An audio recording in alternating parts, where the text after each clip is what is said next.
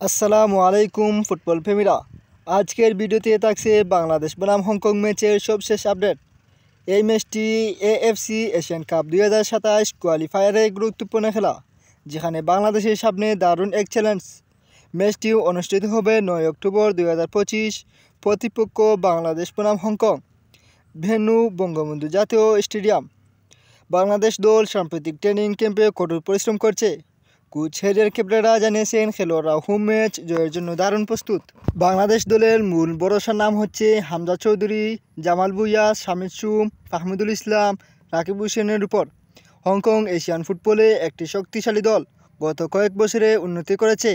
তাদের আক্রমণভাগ দ্রুত এবং সংগঠিত, যা বাংলাদেশের ডিফেন্সের জন্য চ্যালেঞ্জ হবে। এই ম্যাচ জিততে পারলে বাংলাদেশে কোয়ালিফিকেশন এগিয়ে যাবে। হোম ভেন্যুর সুবিধা কাজে লাগাতে চায় লাল সবুজেরা। দর্শকদের সমর্থন হতে পারে সবচেয়ে বড় শক্তি। তাহলে বন্ধুরা, বাংলাদেশ কি জয় নিয়ে মাঠ ছাড়তে পারবে?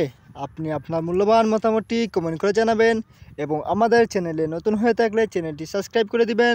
বিশ্বের সকল ফুটবল এবং ক্রিকেট আপডেট পেতে আমাদের সাথেই থাকবেন এবং আমাদের সম্পূর্ণ ভিডিওটি দেখার জন্য আপনাকে অসংখ্য ধন্যবাদ।